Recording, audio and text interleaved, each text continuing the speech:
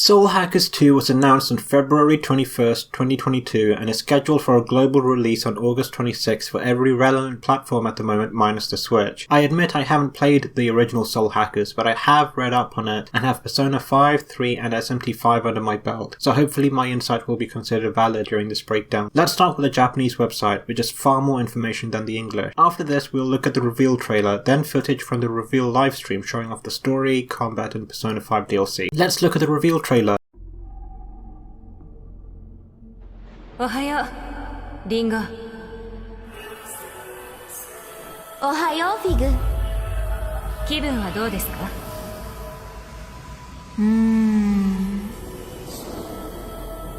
まるで世界は5分前に作られたって気分？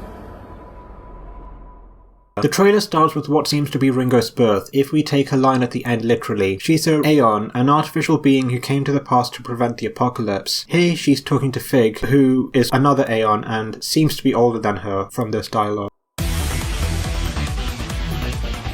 We see a very cyberpunk style ATLUS logo telling us what aesthetic the game will have. デビル様な？悪魔を召喚し刺激する俺のようなデビル様なだ。私たちは彼らの死を阻止すればいいというわけですね。We see the three human protagonists who may be using codenames. The first is Arrow, then Saizo, and finally Melody. Or at least that's what I think her name is. The katakana could also be read as Melody, a figure familiar to anyone who knows about Persona, I'm sure. Finally, we see Fig's human form. She doesn't seem to be a playable character, instead serving as mission control. Ringo licks her finger, which is how she activates her power as we'll see later. We then see our two antagonists, along with a mention of who may be our final boss if these two don't hijack it later. Phantom Society. ファントムには貸しがあるからな。少なくともそいつを取り立てるまでは力を貸すぜ。復讐は必ず果たすわ。We see a montage of dungeon traversal with dialogue in the background. The gameplay loop should be familiar to any SMT fans, but I'll cover it in more depth later. We can see the party's team order in the bottom left, as well as a stack build up on the top right each time a member triggers an enemy weakness. せっかく殺したのだから、ちゃんと死んだままでいてもらわないと困る。きっとまだ間に合う。君たちは間に合わない。運命は変えられない。Overworld footage, including a look at the shop where you fuse demons, which appears to be a fantastical circus. Of note are the demons visible outside the latter, which tells us that it exists in the supernatural world and not the real one. Also, Angel has reverted to her original design after SMT5 gave her a more appropriate outfit.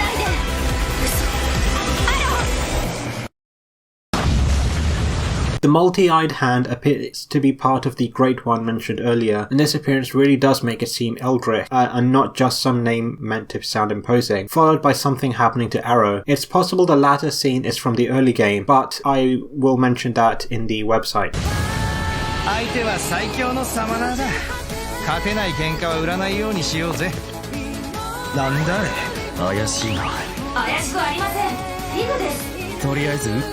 In the midst of more dialogue, we see Fig assuming an owl mascot form and the party encountering her in cyberspace, for lack of a better term. The trailer cuts away just before we see her freak out at Arrow trying to shoot her, which I found funny. Considering we see Fig with the party in later scenes in both forms, I think this is another early scene. 大した覚悟だ。あなたもまたサマナーの業に囚われているんですね。リンゴ、このままだとあなたまで。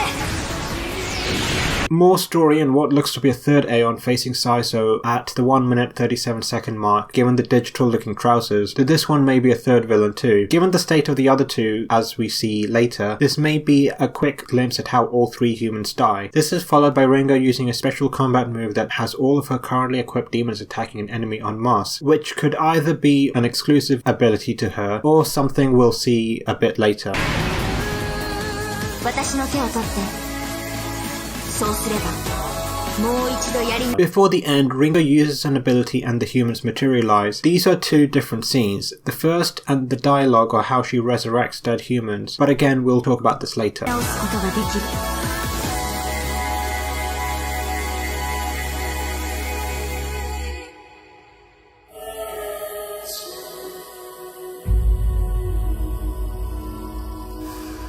私はリンゴ。情報の海から生まれた新しい知性体。そして、世界の終わりを止めるもの。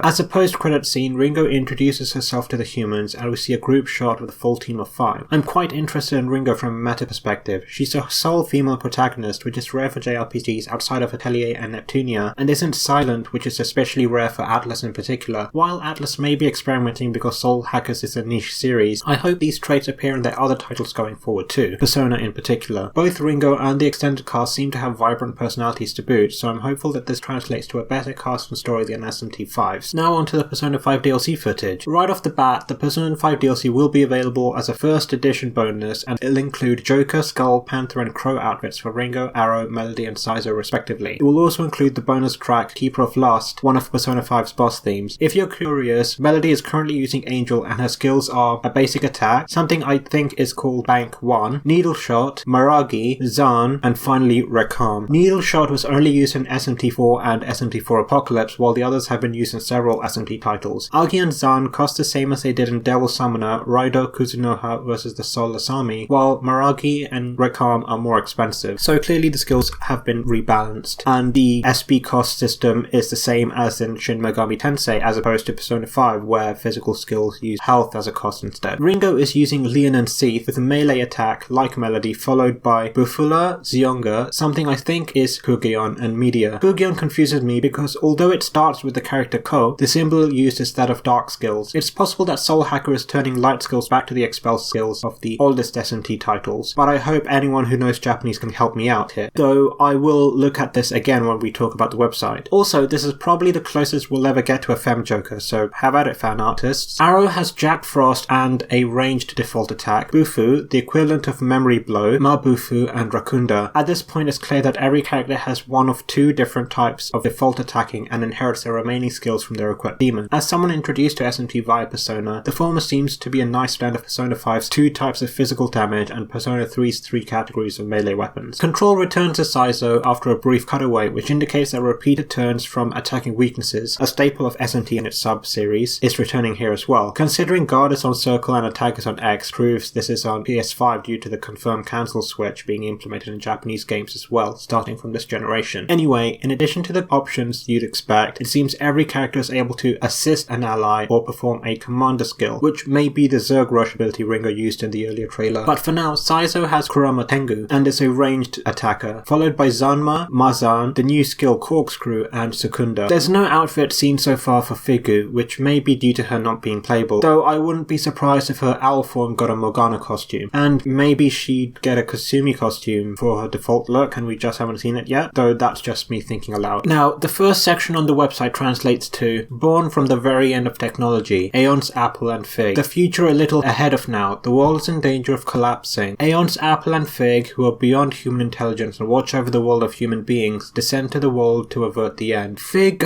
aka Figu, retains her name in English, but it's interesting that Ringo's name means apple. Aeon is the Hellenistic god of time, so the time travel elements we'll see later make sense, but if you spell the name with an E instead of an I, you get a Gnostic concept, which would tie into the tree theming with Ringo and Fig's names. This paragraph also serves as a nice summary of the premise. The second section is Devil Summoners with Regrets revived by soul hacking. The trailer will also state this, but these humans are already Devil Summoners living in the dark side of society, but are killed before Ringo can get to them. Ringo is able to revive them so they can help her save the world, while also dealing with their lingering regrets. Third section, Hack Souls and Build Bonds. Simply put, Ringo and Figu can grow closer to the humans by hanging out with them, such as at bars and safe houses, with the team getting stronger in the process. The final part of this section mentions the story also changing, but I can't quite parse what this means. It could simply be that they grow closer as the story progresses. And to quickly touch on the fourth section, it's just a description of how the combat has evolved from SMT and Persona, and explains how you can use demons to exploit enemy weaknesses and finish them off with an all-out attack, here called a Sabbath. The first screenshot shows off a number of demons available here too. From left to right there, a new demon, Angel, Mishoguchi, Loa, Thor, Pyrojack, Jack, Queen Mab with a new demon behind her, and finally Seiryu on the right. Finally, the screenshots at the end. I'll only touch on the important ones. This one, for example, shows the different affinities in the game. From left to right, they're fire, ice, electricity, force, something that's either ailments or expel, almighty, healing, and support. The hexagon skills seem to be passives. It also seems like skills can be crafted or bought directly, which should make customization simpler than in the aforementioned titles. In a scene with Ringo and Arrow, likely after the latter was resurrected, they talk to a new character, possibly an antagonist, about the Phantom Society that is mentioned in the trailer. They also talk about Melody, another human character who seems to be in trouble. The next picture is of the safe house after Melody has been saved. This time Figu is also present in her humanoid form, which is interesting since we saw the party without Melody, but with Saizo and both Figu and her owl avatar in the earlier section, suggesting party members will be absent for certain parts of the story, or at the very least that some events will exclude some of them. That said, maybe Melody is possessing the owl for some reason. That would explain her absence and the two figures. Back to these screenshots though. The final set show a furry, who could be a demon, though not one I recognize, though this could either be a brand new one or a redesign of one of the existing feline demons. The next picture is of Jack Frost being recruited to the Phantom Society, though he claims to already be in another agency. Whether that means something or is just a term to mean he's unaffiliated remains to be seen, though I suspect the latter. Thank you for making it to the end of this video. I hope you liked it, and please let me know what I missed and your thoughts on Soul Hackers 2. I would greatly appreciate likes, shares, and subscriptions as well, as I love making this kind of content and would love to make more of it. Oh, and did you know this is Soul Hackers' 25th anniversary? It's not just Persona that's having an anniversary this year. It's great that they resurrected this sub-series to celebrate it. Thank you all again for watching this, and as always, have a great day.